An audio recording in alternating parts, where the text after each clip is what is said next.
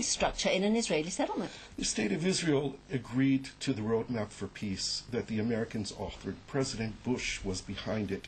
And in that roadmap for peace, there are obligations that are put on the Palestinian Authority, which we demand that they fulfill.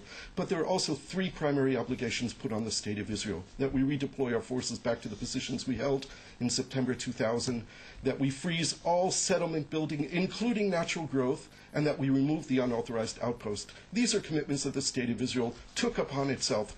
I take our international commitments seriously. I think that the government of Israel should take them seriously. Mr. Lieberman has said that this is the only international agreement that Israel is obligated to fulfill.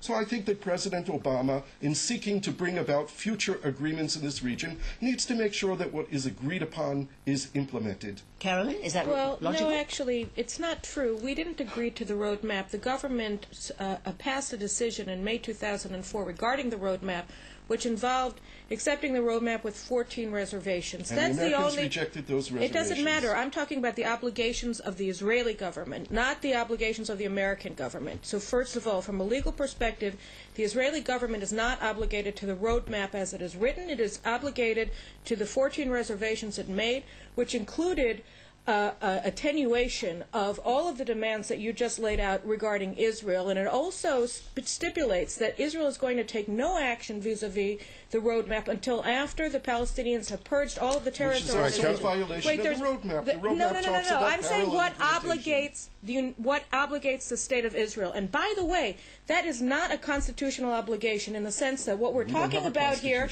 what we are talking about here is a decision by a government. That decision does not have to be continued by a successor government. To the contrary, no, it was not. There was no positive. There was never any positive decision by the Netanyahu government to adopt it. There has to be a vote in order to have an equal amount of obligation. It has to be voted on, and it hasn't been voted on. If you could, Caroline, comment on just a recent comment by President Obama, where he said that there's a need for more honesty between Israel and the U.S. We all know that the settlers, in effect, have used deception, a wink and a nudge, in dealing with our own government.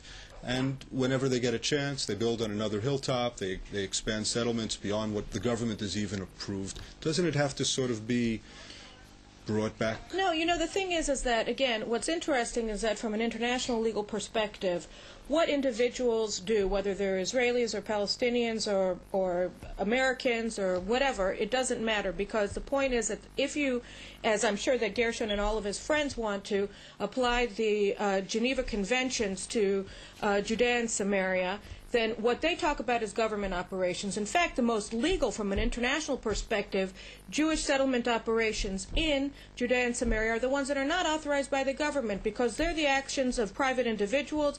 They're allowed to do what they want so long.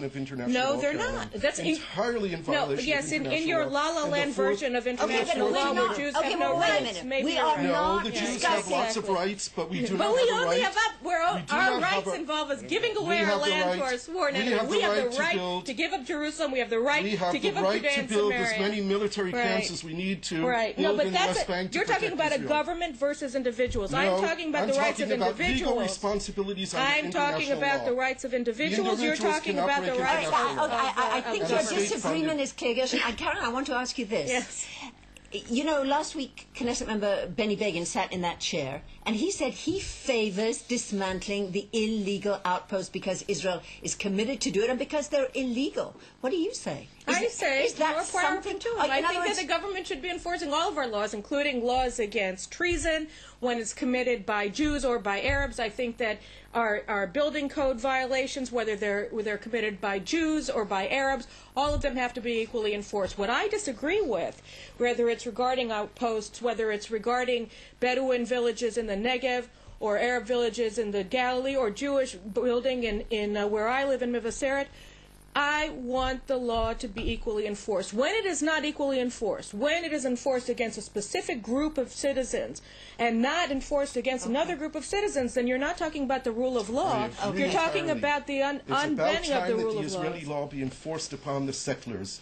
and their violence against Palestinians, Yes, because and their nobody's violence done against the anything. army, and their Right. violence against police. I want to see Right. some of these people brought to justice. Oh, There yeah, is- you They are can't never wait. You arrested. can't wait. Oh, we want to see them suffer. Oh, please. let me Carolyn, see come them on. suffer. Okay, isn't that just being a little hypocritical? No, not at all. There is settler violence. You may say, And okay. they're arrested every single day. No. And we released just had- 5 minutes and later released- and never No, brought they're to not trial. released 5 minutes the charge, later.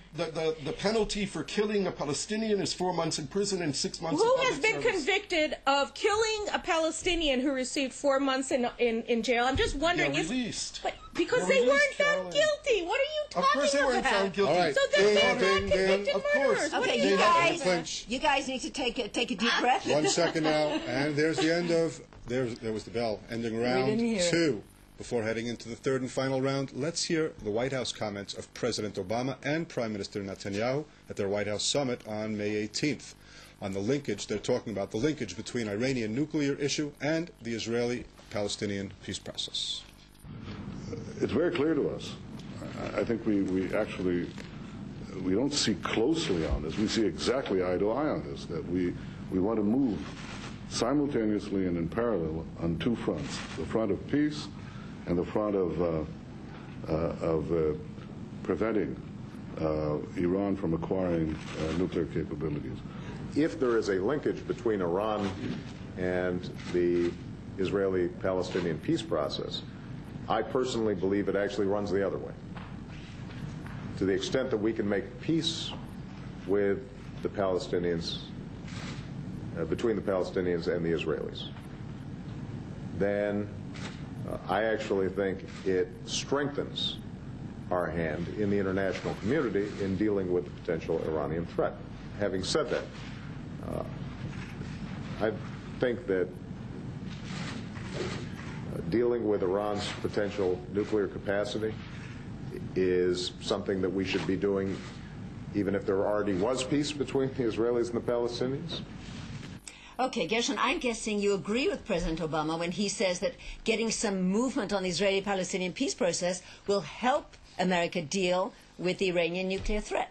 I'm not sure that I agree with him. I think that dealing with the Israeli-Palestinian peace agenda will help the international community deal with lots of problems in the world. The Iranian threat isn't linked to the Israeli-Palestinian conflict.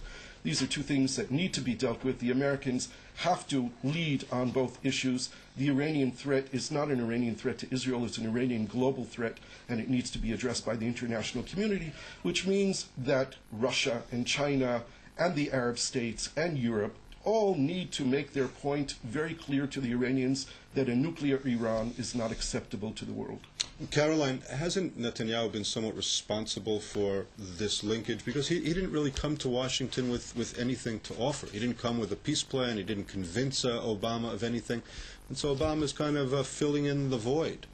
No, I don't think that Netanyahu is responsible for this, and this is for 2 reasons. First of all, Gershon said at the outset that the only 3 actors, more or less, that he counted that are opposed to Palestinian statehood are the Israelis, the Libyans, I think you said, and the Iranians. But I would add the Palestinians to that, because they elected Hamas to lead them by majority, not only in Gaza, but also in Judea and Samaria. And Hamas opposes Palestinian statehood. They want to establish an outlet of an Islamic caliphate in Palestine. They're not a nationalist grouping. They're not. They don't see statehood as their aim. And you look at Mahmoud Abbas and what he said in his Washington Post interview as well last week. He's in no hurry for Palestinian state. But isn't that exactly the reason why Netanyahu should have been not right, perhaps, but smart? Since there is no possibility of Palestinian statehood right now with Hamas in control of Gaza, why not come to the U.S. president and say, yes, we're ready to move forward? Yes, eventually. He did say that, Leah. He said he wants to move but no forward to on the two states for 2 nations. Of course not, because which is you the can't basis have of it. You can't have an Israeli withdrawal from more territory in Judea and Samaria when we know exactly what will Nobody's happen to that withdrawing. territory. Right now they're just talking. That's right. No. And I think- Let me just say one more thing here about the linkage, which I think is just so pernicious. And by the way, Gershon, I agree with you. They're not linked.